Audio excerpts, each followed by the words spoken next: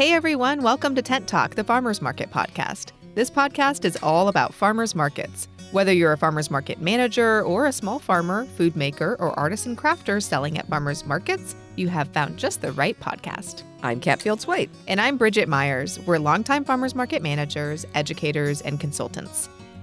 Today's episode of Tent Talk, the Farmers Market podcast, is supported by Intense, the Farmers Market Conference, bringing market managers, farmers, and food makers together again on March 10th, 11th, and 12th in 2025. We'll still be in San Diego, California, but at a new, larger venue with accommodations and meeting rooms, all on site at the beautiful Catamaran Resort. There are no better ideas than those that come from the Farmers Market hive mind. So click the register button on the homepage at farmersmarketpros.com and reserve your ticket today. This episode was originally broadcast in January of 2023. You'll hear our former co-host and now new mom and PR pro, Justine Marzoni-Mead, in this conversation along with Kat and Bridget and the Kellers.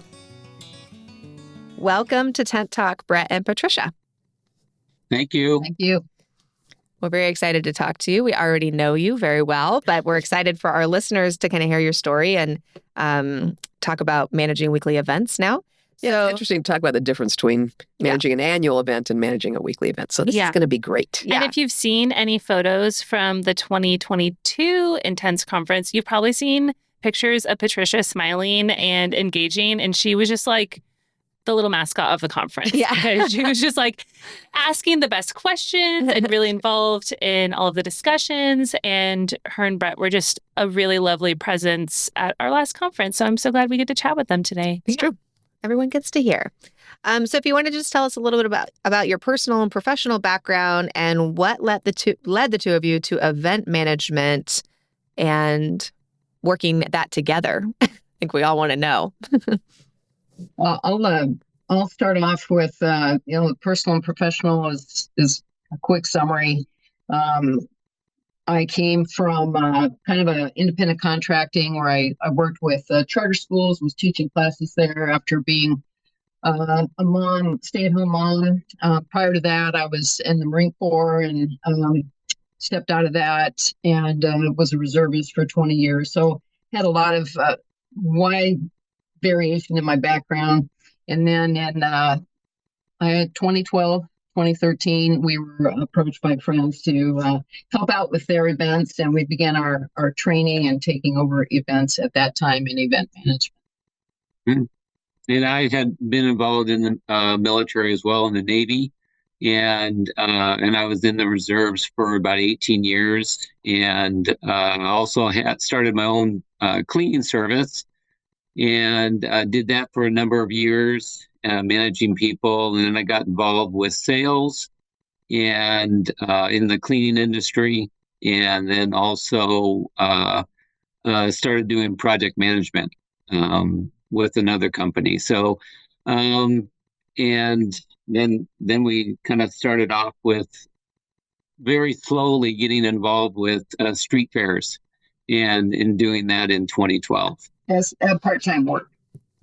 I feel like our job is weird, and also oftentimes market managers' backgrounds are weird. Yeah. In that a wide combination of experience often really works well. Eccentric. Yes. Yeah. So nobody takes a straight path to market management, I don't feel like. Yeah, you don't like go to college for farmers market management and that's it. You have to have like some background, I feel like military work, restaurant work, project management. Stay-at-home mom work, I feel like, is very helpful. Yeah. I mean, all these kind of, yeah. Those parental skills come in handy sometimes. So you all were helping other people with your events. How did you kind of branch off and begin your own event management company? And what were some of the new, like the starter events that you did? We were, as contractors with another company, subcontractors, we were independently managing in 2014, 2015 with events that Artisan, Del Mar Taste and Art Stroll, Cardiff Dog Days of Summer, very fun, very geared towards all the canine lovers in Southern California. So we were operating independently then, but as far as embracing the company name of City Gates Events, that was in 2021. So saw with all the different issues coming out of the lockdown and all the adjustments that I know so many people had to make, certainly the farmers markets and the annual festivals as well. We just saw it as a natural break to spin off City Gates events. And we kept all the same contracts that we'd always managed, and the company has taken off from there. Wow. That's great. Yeah, just a nice recovery story. How did you all get pulled into managing weekly farmers markets? Well, that was because we had a real good business relationship with the San Marcos Farmers Market, or the San Marcos Chamber.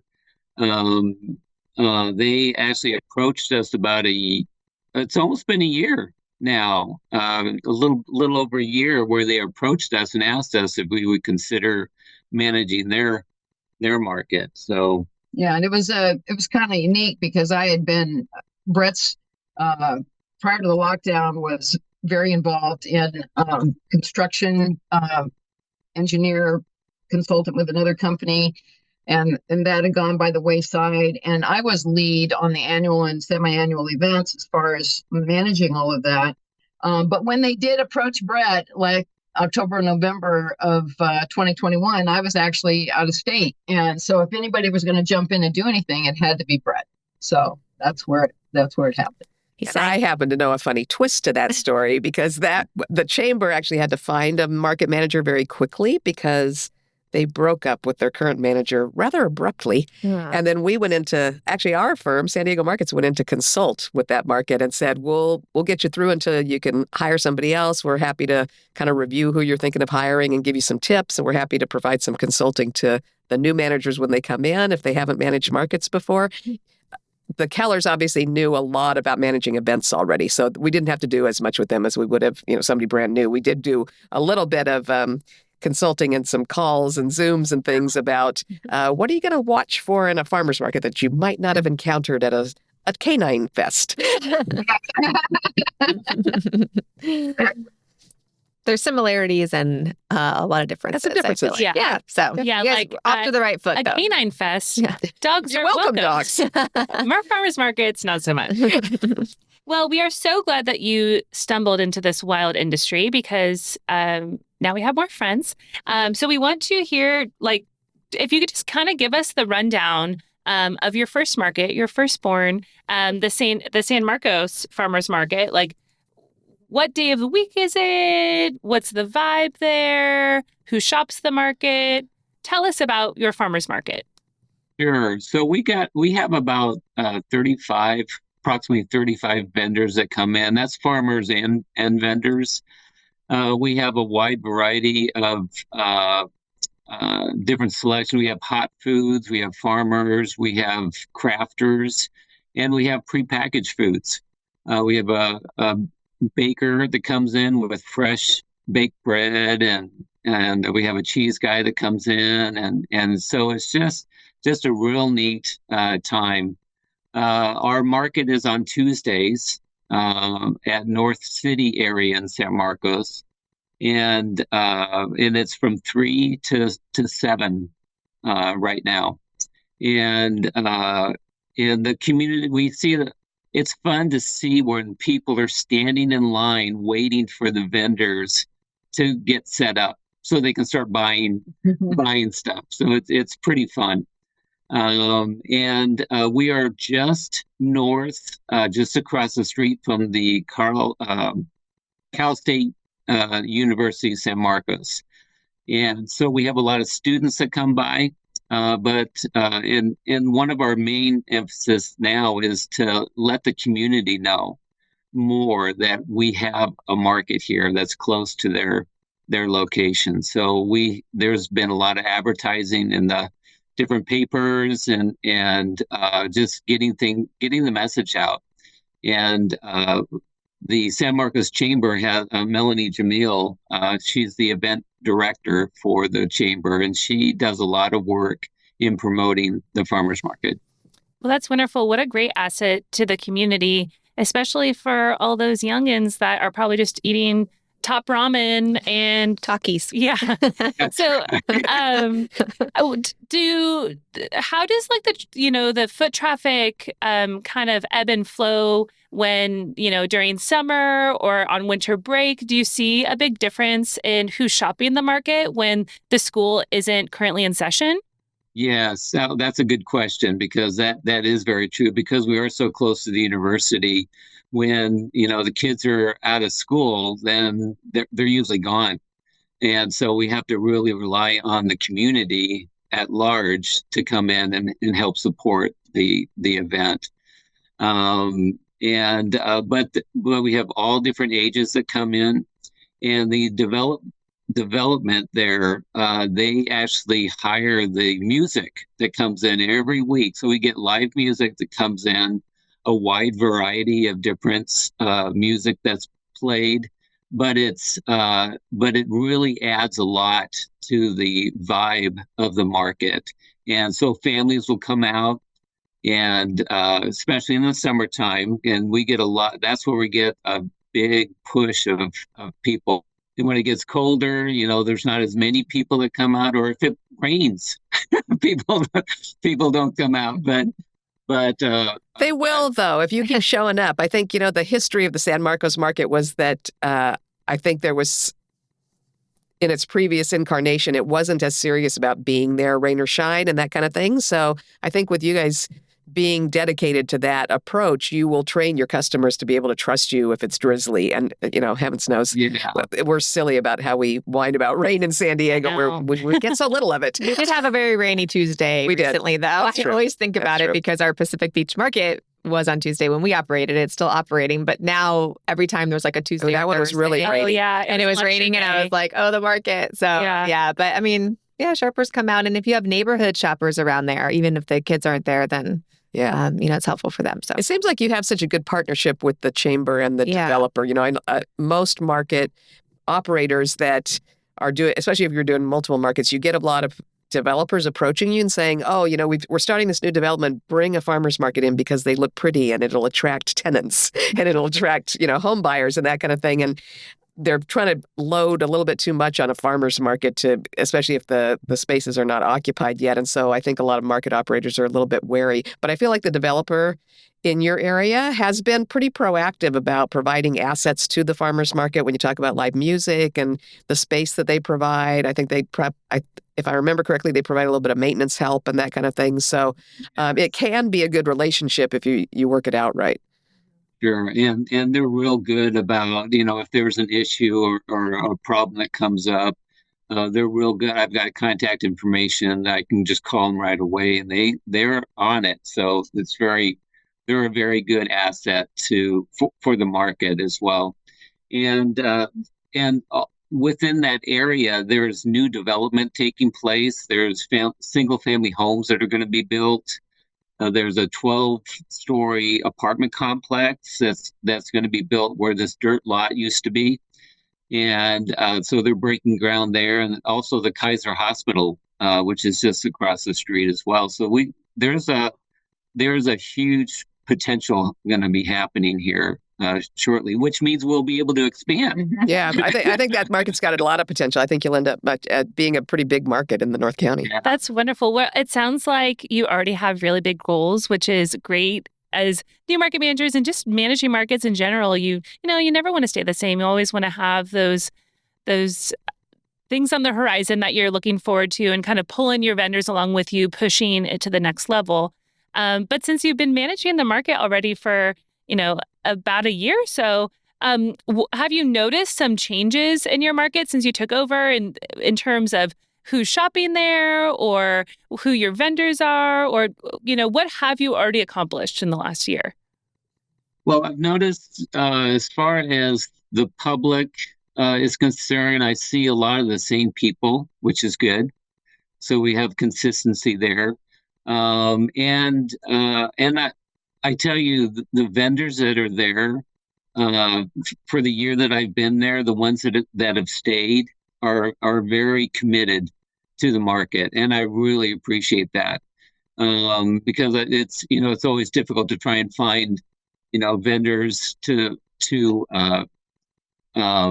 fill a hole that was left because a vendor couldn't make it or whatever. I think one of the tensions we have right now is wanting to bring more vendors in, but is the buying public there? It is a difficult mix to try to balance. Yeah, it's always that seesaw thing. So you don't have too many vendors. You need your shopper count to go up before you add more vendors so you don't spread the sales too thin. To get your shopper count up, you need more vendors because shoppers like choice. So yeah, I think you're doing a good job of riding that seesaw as you grow. Yeah. And speaking of seesaw, we heard that you just recently took over a new market. Do you want to share a little bit about how that came up and how that's been adding a whole other weekly market to your roster of events?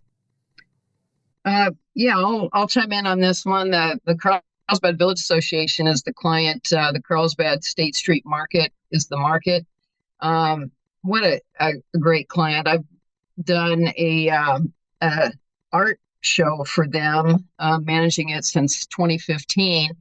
And as you well know, so much about markets is about relationships. So that business relationship, they were able to see us operate. Brett would always join me day of events and basically be the on-site go-to guy. And I was kind of the admin headquarters person the day of the event. So they were able to observe us from a distance, or close up rather, for several years. And apparently, kind of unbeknownst to us, they had been discussing a possible management change. And then they approached us, would you be interested in doing something on a weekly basis? And I'm like, I don't have the bandwidth for that. I don't really think so. And then it was kind of left, the conversation went dormant. And then the San Marcos thing happened abruptly. And all of a sudden we're in a market and Brett's running lead on San Marcos. And then they approached us again. And it seemed like, I think they saw us kind of get our feet wet on San Marcos and make some mistakes and figure our way through that. And then I don't remember when we took that over. It's been very recent. 2 months. Yeah, just a couple months. So that's a whole question is, how do you deal with taking over a market that's already established under a different long-term manager? Yeah. What kind of have you had any stresses with the vendors that might be uncomfortable with a new management team, or shoppers, or the way you do things? Yeah, well, not to toot my own horn, but just to know that the vendors noticed a different vibe about when I was there. That they weren't very anxious, and I was able to approach them and ask questions, and they would answer. It was just they even mentioned it to the executive director who oversees it. And they said, yeah, we just noticed that there's a good different vibe within the market. Great. It's great to hear that you are well received. Yeah. Yeah. Of course you guys were, because you guys are awesome. Now that you have 2 markets that you're operating, has this kind of opened up, is it a little easier to kind of leverage those markets and recruiting new vendors or managing vendors? I know it's still a new project for you, but have you noticed that, it's kind of like that whole saying, I don't know, because I'm not a mom, but that whole saying, like, once you have 2 kids, it's a little easier because they kind of just play with each other? Or is it still like double the work? Yeah, to your question, Justine, one thing that was kind of humorous, as soon as the vendors heard that Brett was taking over Carlsbad, because I help out on Tuesday nights with closing up and the books at the end of the night. So as they're coming in and we're handling the financials, they're like, I was getting a lot of inquiries like, I've been trying to get into that market for 2 years. Could you please? Yeah. So, but we couldn't speak to that at the time. It was just so new to me, but I told them I appreciated their interest and we get back to them. So. Well, that's great. How do you manage it with staff? I know it sounds like both of you are on site a lot. Do you have other staff members that help? And, we found in our organization, it's a little easier when we have a few markets, because then that staff member has a bit more work. It's kind of hard to get somebody 1 day a week. So how are you guys managing that now? Well, family is great. So I actually have our future son-in-law is helping me with the market, and then my son is also helping, and one of our daughters is helping with the market as well. So they're within their schedule, they're flexible, and so they come and help at different times. So right now I've got things covered, but yeah, it is difficult because people don't want to work part-time.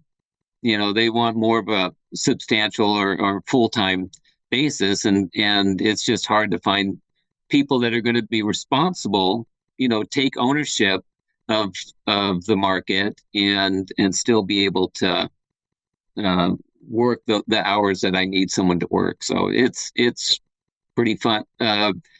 Difficult right now, but right now it's fun because I have my family with me, and so that's always a blessing.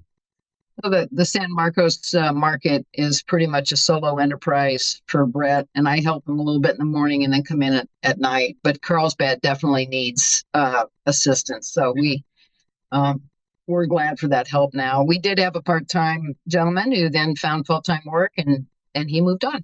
Yeah, it's tricky. Yeah, I feel like especially difficult for the farmers market industry that there tends to be a lot of turnover for that reason. Yeah, you don't have enough hours for it. Yeah. I know that when we were growing our organization, we took on a lot more markets just because it helped us be able to hire people because we could give them full-time hours. Some other challenges that go with that, but it was good for staffing. That worked well. Yeah. Well, Kat, if you want to give us some of your markets, To add I'll to keep that in mind. Hey, I'm going to write that down right now. Yeah. Kat keeps starting new markets, even though we tell her not to. So That's true. So yeah, we'll let you know. The Probably. conversation is being recorded. Yeah, right. Yeah. Mostly the ones we've got we're sticking with, but there are some out there and we do get approached about other markets, and we generally are not looking for additional markets, so we happily point them your way. Not generally not. We are not. We're busy on the farmers market pros side. Yeah, that's what Justine and I are always like, what about the conference and the podcast and the consulting? Please start another. But it's good.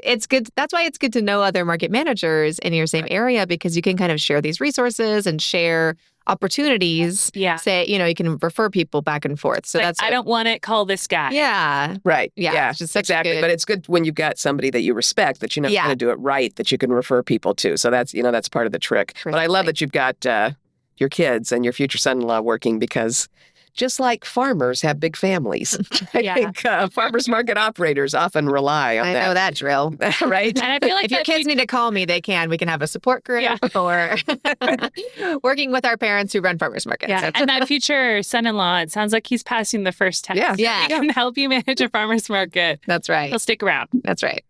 Well, so now that you've been doing this for a little while, I know that sometimes people that manage annual events say, oh, yeah, I can manage an annual event. No problem running a farmer's market. And there really are some serious differences. What have you discovered in terms of what's similar and what's really different for a weekly event in a farmer's market versus an annual event where you're bringing people in once a year?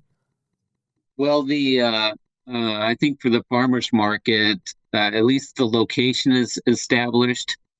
And you pretty much have the same vendors and farmers that come in, so there's consistency there. Of course, some call out, and then you got to frantically find someone else to fill that spot. But and in comparison with doing like annual events, I think you have a lot more lead time for the annual events, and plus there's a lot more like permits you have to get, and you have to go through the city, you have to go through the fire department and all that stuff. I mean, we do that for farmers markets too. Maybe you haven't been there long enough to have done that yet. Well, maybe Melanie has done that. Yeah, I think it sounds like you have partners on that. But go ahead. I think one of the all the permitting and the interface with local government is it's a huge spin up if you're starting a farmer's market, and we have been relieved of that duty. We haven't had to stand up a farmer's market, so stepping in and taking over management is much different than having to stand up something from scratch. But related to that, every time you're doing an annual event, you have a mini kind of a stand-up drill that you have to do where you have to pull the permit, you got fire department blessing, the traffic control plan. So you're kind of doing that from scratch every time you do an annual or semi-annual event. So it's attractive to me as really a festival manager to see what Brett has when he walks into something that's kind of up and running. And again, this does not address the tremendous work that goes into standing up a farmer's market, because we have not done that. Gotcha. We may talk offline after this and make sure that you realize that either the chamber is doing it and the village association is doing it, or you're going to need to do it again every year, because we actually do have to do that every year for farmers markets here. Yeah, those have to be filed all over again. Okay, that's good to know. Yeah. Thank you. So Still learning. Absolutely. It takes a while for sure. What kind of tools have you found that helped you learn, the difference in farmers markets and what have you used in this last year to kind of figure things out? What's that? We used the Intense conference. Well, there you go. Not to toot our own horn. We're tooting our own horn, teeing that up for you. Excellent. Are there things that you wish you knew before you jumped into this? I mean, looking back, if you knew then what you know now, would you have taken this on, or would you have said, "Hey, I need to figure some of these things out first"? Well, I don't have a life anymore. None of us do, okay, Brett? So we have really good groceries. Yeah, we eat well. This is our life now. We're your only friends. Right. I think one of those lessons learned is just if you want to implement change in any market operations, especially if you're the new kid on the block, you need to make sure it's well communicated, and you need to communicate that justification. Otherwise, you're going to ruffle feathers or even create a mutiny, which, we're coming in, young and brash, and had some changes we want to institute, and it met with a lot of pushback. And we realized, hey, it's different. We need to realize we're in a well-established relationship with these people, and they need a little more back.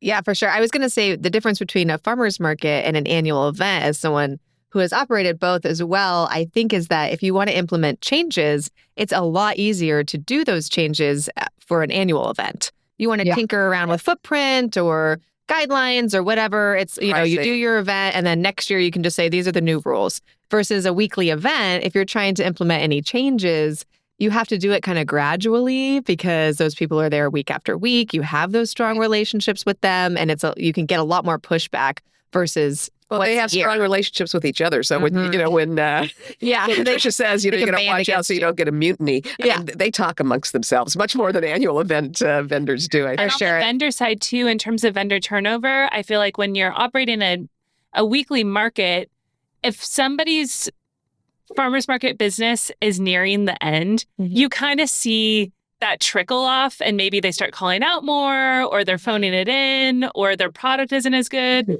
And so navigating that relationship is difficult, wherein if you're operating an annual event, there's probably they participate one year, the next year they don't. And that's kind of a bit more like, oh, I wonder what happened to that guy. Where in a farmer's market situation, you're kind of seeing the wind down of that business, and that requires some additional handholding, or Yeah, and it's tricky because if you're losing somebody, say that where you only have a vendor or two in a category, and you're seeing somebody that's fading, you got to pick the right time to say, hey, I need to let somebody else in this category if this isn't working for you anymore, and that can be delicate. And so it's tricky. Did you have any mutinies that you had to navigate?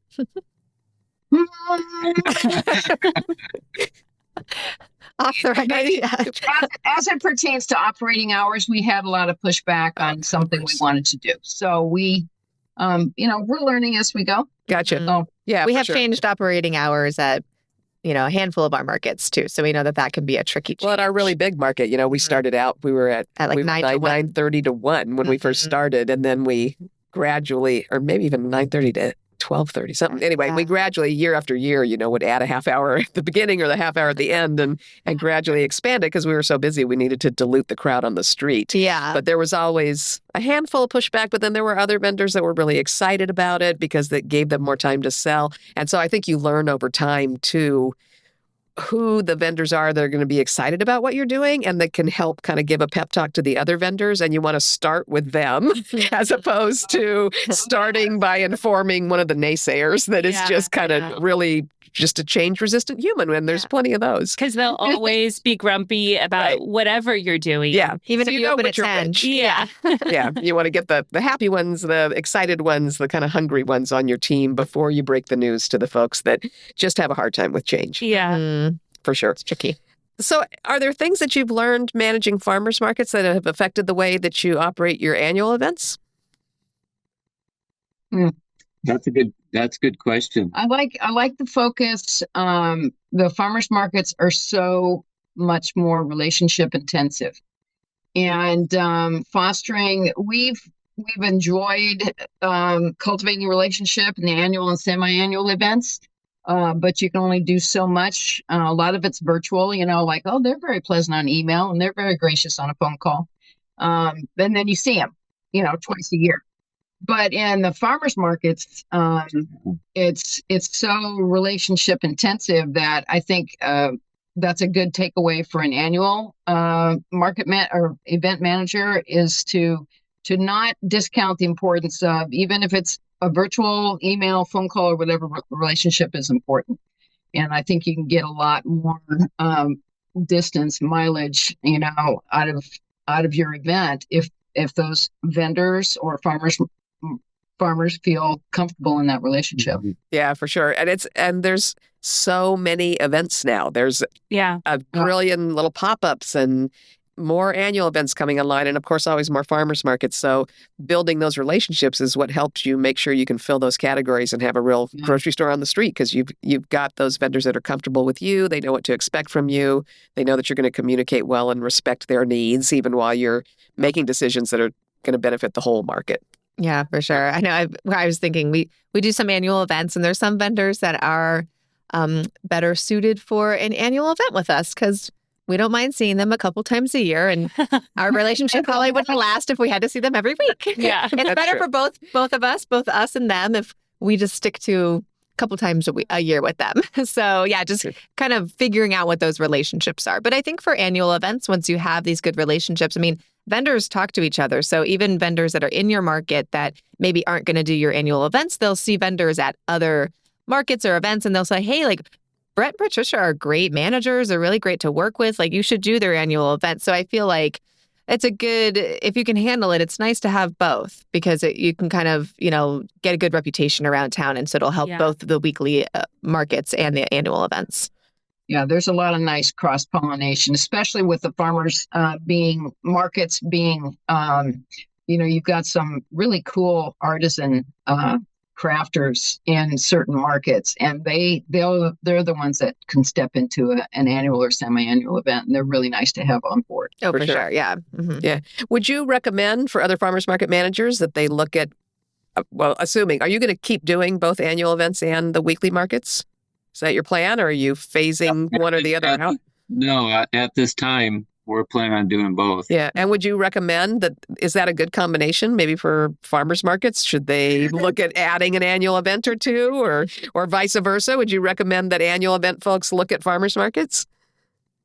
As the one who focuses on the annual, semi-annual, you need to make sure you have the bandwidth, because for several years, I was like, I just can't even comprehend doing a weekly commitment, especially when you consider our San Marcos event market is on a Tuesday. That's our major recovery day when we have Sunday events.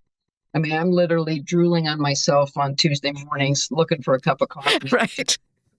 To make it through the day. So I think, for us, because of the lockdown and Brett losing his job in the construction engineering side of the house, he was available. He had known annual events and worked as the day of site manager for that stuff. So he was primed and ready to go to step into a weekly commitment. have happened, I would have said no. So you need to consider your bandwidth and your ability. Or if you have a larger company, you have to have a separate division or department for a weekly commitment. Yeah. Because the annual and semi-annuals operate like surge operations. It's just like, whoa, here we go, we're getting all the permits going on, we're getting all the vendor signups, push into the event, have so I think I hear a little bit of the military background there. Yeah. We got a surge operation going here. It's Christmas Village time. Let's use that one. That's right. Well, that's great. Anything else we should have asked you? Any revelations you've had in the last year while you're making this transition into covering both sides of the aisle? Well, I'm not saying my wife isn't, but I'm a people person. And so I just love engaging with the different people and knowing their family and just and it's really helped, I think, in developing that relationship with the farmers and the vendors and I also do that in the annual events, but I can't do it as often. Yeah. So weekly, I see my extended family once again, and just to see how they're doing. If someone broke a leg, how they doing now, and just stuff like that. So. And coming in from the annual events, we would tell our staff, you do not know what has happened in that vendor's life when he drives up to the barricade at 4 a.m. And we've seen it all. People have had rollover accidents on the 5 on their way to an annual event and all that. So, or something as simple as a flat tire, or their dog threw up, on the carpeting right before they left. So that whole spectrum, you never know what your vendors, they're on your team, your farmers, they're on your team. You don't know what life has dealt them right before they come to your market. So we try to approach every day like that. Yeah, and that's brilliant. We tell our staff the same thing. Somebody seems grumpy or whatever. These are all small businesses, independent entrepreneurs. They're probably under a lot of financial pressure, and then they've got a life just like all of us do. And you're right, the dog could be sick that morning. So not to take things personally if somebody's a little out of sorts one day, and just keep moving forward. Those personal relationships are really what farmers markets are all about. Thank you for being with us today. This was a pleasure. And we'll see you around town, and I will keep you in mind as people come looking for us to open new markets, and that will make my staff very happy. Yes. And we hope to see you at Intense again. Yeah. Yeah, we are signed up, and I just wanted to plug the conference because that was very informative for us. Yeah. In just learning what the farmers market, some of the do's and don'ts of a farmers market, and things of that nature. So it was very well run. And very informative. It's our annual event. Yeah, it's our annual event. Guess what? We are in surge right now. Yeah, we're in surge for we've got mode. Christmas holiday events, and we're also surging on the conference every year. Certain times of the year, we're doing that. Yeah. But I mean, nothing really can take the place of talking to other people in the industry, whether you've been managing markets for decades or you're just coming into that. I feel like talking to other people, not to, again, we're tooting our own horn, but really, if I, didn't work with farmers market pros and I was just running markets, I feel like this is just such a great place to come and get, firsthand experience, advice, and just kind of talk out some problems with people who do the same thing that you do week after week. So for sure. Yeah, we're spending a little more time on the schedule this March, coming right up with roundtables so that farmers market managers from different areas can talk to each other about specific issues. So you're going to be able to pick a card and choose your table and your topic and have a little chance to brainstorm with other market managers that are considering the same challenge. Well, we look forward to seeing you all again, and, good luck through your keep growing annual event and market seasons. That's right. All right. Talk to you all soon. See you soon. Bye-bye. Bye. Thanks for listening today. This episode, like all of them, is supported by Intense, the Farmers Market Conference, coming back to San Diego on March 10th through 12th, 2025. People like you that attend the conference, take online classes, and use Farmers Market Pros for consulting projects generate the income that supports the free content on Tent Talk, the Farmers Market Podcast, and our online farmers market community 52 weeks a year. Reserve your place now by clicking the register button on the homepage at farmersmarketpros.com. Please leave us a review on your podcast app or wherever you listen to Tent Talk. Let us and others know how you're enjoying the podcast. Be sure to subscribe so you don't miss the next episode of Tent Talk.